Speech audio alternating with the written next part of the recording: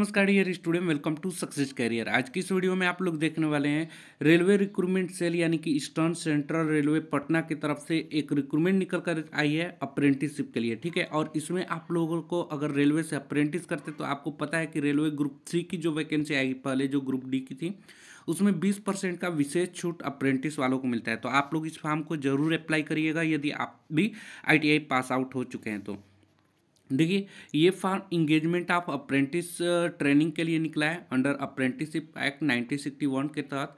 आपको कैसे अप्लाई करना है, क्या क्या एलिजिबिलिटी क्राइटेरिया है, कितनी फीस लगेगी, ठीक है, सारी डिटेल इस वीडियो में हम डिस्कस करेंगे।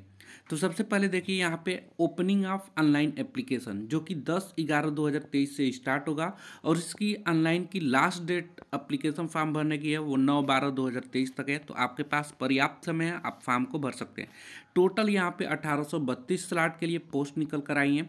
ठीक है, तो आप अप्लाई जरूर करिएगा, यानी कि 1832 पोस्ट काफ़ी ज़्यादा होता है। मोड ऑफ सिलेक्शन, तो सिलेक्शन आपके जो क्लास 10th में प्लस ITI में, ठीक है, जितने भी मार्क हैं परसेंटेज है उन दोनों को जोड़ लीजिएगा, 2 से डिवाइड करिएगा, आपका परसेंटेज निकल कर आ जाएगा, यानी कि मेरिट बेस पे यहाँ पे सिलेक्शन होगा। यानी कि selection for apprenticeship training will be on the basis of merit list prepared in respective all the candidate who have against the notification for particular division unit. The merit list will be prepared taking the average of percentage mark obtained by the candidate in both matriculation with minimum 50% and ITI examination giving equal weightage to both, यानी कि बराबर बराबर weightage देगा। मान लीजिए कि आपका 90% ITI में है और 80% आपका हाई स्कूल में है, दोनों को जोड़कर डिवाइड करिएगा तो 9 8 17 यानी कि 170/2 करिएगा तो आपका निकल कर आ जाएगा कितना, 85%। यानी कि ये आपका मेरिट में परसेंटेज बनेगा। तो आपका सिलेक्शन मेरिट बेस पे ही होने वाला है।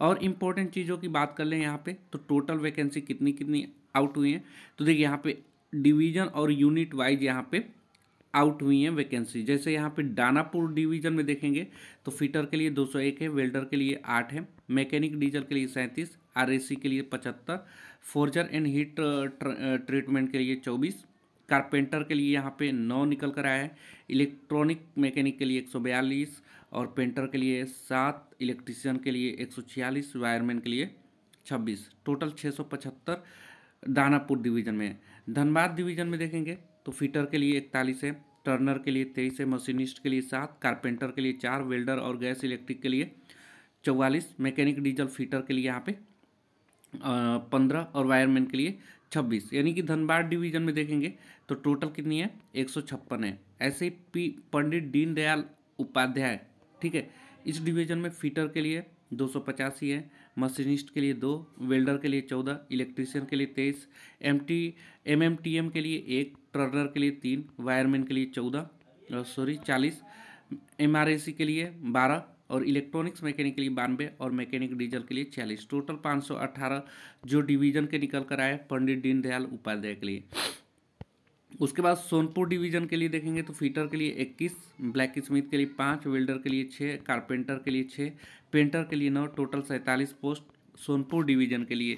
तो आप किसी एक डिवीज़न में ही अप्लाई कर पाएंगे। समस्तीपुर डिवीज़न में देख लेंगे फिटर के 16, टर्नर के 5, वेल्डर के लिए 5, 12 इलेक्ट्रीशियन के लिए, इलेक्ट्रॉनिक्स मैकेनिक के लिए 12, पेंटर जनरल के लिए 2, कारपेंटर के लिए 2, मैकेनिक डीजल के लिए 22, लेबोरेटरी असिस्टेंट के लिए 5, टोटल 81 है। ऐसे ही प्लांट डिपार्टमेंट पंडित दीनदयाल के लिए टोटल अगर बात करें फिटर के लिए 58, मशीनिस्ट के लिए 13, वेल्डर के लिए 13, इलेक्ट्रीशियन के लिए 5, मशीनिस्ट ग्राइंडर के लिए 15, टर्नर के लिए 13, मैकेनिक मोटर व्हीकल के लिए 9 और मैकेनिक डीजल के लिए 9। 135 यहाँ पे प्लांट डिपार्टमेंट पंडित दीनदयाल उपाध्याय से निकल कर आई है। ठीक है, तो यहाँ और भी डिवीज़न है जो कि आप लोगों को चेक कर लेना है। चलिए और इम्पोर्टेंट चीज़ों पे बात कर लेते हैं, फिर आपको बताएंगे कि फॉर्म को कहाँ से अप्लाई करना है।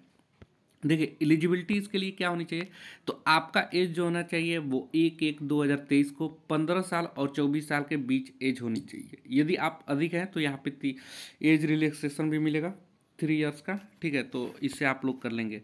उसके बाद आगे बढ़ते हैं यहाँ पे। चलिए, एक सर्विसमैन एजुकेशन क्वालिफिकेशन की बात करें तो यहाँ पे आपका मिनिमम क्लास 10 पास आउट होनी चाहिए और 50% के साथ आपका क्लास 10 पास आउट होनी चाहिए और आपके पास NCVT द्वारा ठीक है। एनसीवीटी द्वारा सर्टिफिकेट होनी चाहिए आईटीआई ट्रेड का, रिलीवेंट ट्रेड में जो भी आप फॉर्म भरना चाहते हैं, ठीक है, जिस पोस्ट के लिए। अब यहाँ पे एप्लीकेशन फ़ीस भी लगेगा 100 रुपये, जो कि नॉन रिफंडेबल होगा। और यहाँ पे फीस जो है, fees payment will have to made online through payment gateway, part of online application process, ठीक है, यानी कि आपका ऑनलाइन प्रोसेस के माध्यम से 100 रुपये पेमेंट फीस देनी है। और नेक्स्ट बात करें यहाँ पे स्टैंड फिटनेस, तो ये तो मान लीजिए कि जब आप लोगों का सिलेक्शन हो जाएगा उसके लिए। अब अप्लाई करने के लिए क्या करना होगा, तो आपको RRCR, ठीक है, RRCECR.gov.in के ऑफिशियल वेबसाइट पे जाना है, या आपको चलिए एक सिंपल वेबसाइट बताते हैं जहाँ पे आपको सारे रेलवे से रिलेटेड अपडेट और अप्रेंटिस से रिलेटेड सारे इन्फॉर्मेशन, गवर्नमेंट जॉब की इन्फॉर्मेशन मिलती रहेगी। अब उससे पहले हम जाएंगे, उससे पहले डॉक्यूमेंट आपको क्या क्या रेडी रखना है, तो आपको हाई स्कूल की मार्कशीट रेडी रखना है, सर्टिफिकेट, डेट ऑफ बर्थ में आप 10th का मार्कशीट लगा सकते हैं, कंसोलिडेटेड मार्कशीट चाहिए आईटीआई का ऑल सेमेस्टर, और तो उसको फिर एनसीवीटी की सर्टिफिकेट या एससीवीटी की सर्टिफिकेट है वो लगा सकते हैं। यहाँ पे देखिए एससीवीटी का भी मांगा, तो एससीवीटी वाले भी अप्लाई कर सकते हैं। कास्ट, उसके बाद कास्ट सर्टिफिकेट आपको लगाना है, डिसेबिलिटी सर्टिफिकेट है तो वो, डिस्चार्ज सर्टिफिकेट, सर्विस सर्टिफिकेट है तो वो लगा सकते हैं। उसके बाद last date for receipt application, तो ऑनलाइन एप्लीकेशन है जो कि आप लोगों को 9/12/2023 शाम 5 बजे से पहले पहले किसी भी हालत में सबमिट कर लेना है। No physical copy of application is required to be send RRC, यानी कि आपको कोई भी फिजिकली एप्लीकेशन फॉर्म भर के कोरियर नहीं करना है ना, ठीक है, स्पीड पोस्ट, रजिस्टर पोस्ट नहीं करना है। और भी इम्पोर्टेंट चीज़ें देख लेते हैं अगर रह जाता है इसमें, तो यहाँ पे और कुछ नहीं रह जाता। तो चलिए अब हम बताते हैं आप लोगों को कि कैसे फॉर्म को फिलअप करना है। तो सबसे पहले आप अपने मोबाइल का कोई भी ब्राउज़र ओपन कर लीजिएगा, जैसे कि मैं यहाँ पे क्रोम ब्राउज़र ओपन कर लिया हूँ। उसके बाद आपको गूगल पे सर्च करना है BLOG ब्लॉग XPERTS, ठीक है, ब्लॉग एक्सपर्ट आपको सर्च करना है। एक बार स्पेलिंग आप लोग देख लेंगे, BLOG XPERTS, ठीक है, ब्लॉग एक्सपर्ट आपको सर्च करना है। सर्च करने के बाद आपको फर्स्ट वाली वेबसाइट जो आएगी ना, blogexpert.com, लोगो देख लीजिएगा, ठीक है। अब इस ऑफिशियल वेबसाइट पे आप लोग चले जाएंगे।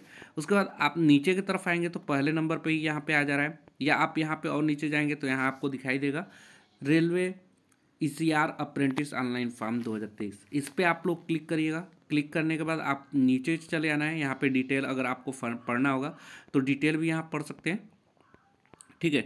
अब उसके बाद आपको यहाँ पे आना है। यहाँ पे देखिए आपको दिखाई देगा railway ECR apprentice official notification, English Hindi दोनों में आप डाउनलोड कर सकते हैं। यहाँ पे अप्लाई लिंक मिला हुआ है, आप अप्लाई लिंक पे क्या करेंगे, क्लिक कर सकते हैं। यहाँ पे डायरेक्टली आपका जो फॉर्म भरने वाला रजिस्ट्रेशन फॉर्म है वो आपके सामने कुछ इस प्रकार ओपन हो जाएगा। अब देखिए यहाँ पे रेलवे रिक्रूटमेंट सेल जो कि ECR की तरफ से, उसकी ऑफिशियल वेबसाइट हो गई। अब यहाँ पे न्यू रजिस्ट्रेशन पे आपको क्लिक करना है स्टेप 1 में। उसके बाद आपको रजिस्ट्रेशन कर लेना है। रजिस्ट्रेशन करने के बाद आपका रजिस्ट्रेशन नंबर और पासवर्ड मिल जाएगा, वहाँ से आप लोग फॉर्म को भर के यहाँ लॉगिन करके आप फॉर्म को कंप्लीट कर लेंगे। याद रखेंगे 9/12/2023 शाम 5 बजे से पहले पहले किसी भी हाल में फॉर्म को भर लेना है, उसके बाद फॉर्म आप लोग नहीं भर पाएंगे, ठीक है। तो यही इन्फॉर्मेशन थी। यदि इन्फॉर्मेशन अच्छा लगेगा तो लाइक कर दीजिएगा, और अपने ITI की ग्रुप तथा व्हाट्सएप ग्रुप या अपने दोस्तों को जरूर शेयर कर दीजिएगा कि उसको भी इस अप्रेंटिसशिप की इन्फॉर्मेशन मिल पाए। आज के लिए वीडियो में इतना ही। Thanks for watching this video guys, मिलेंगे नेक्स्ट वीडियो में, तब तक के लिए बाय, जय हिंद।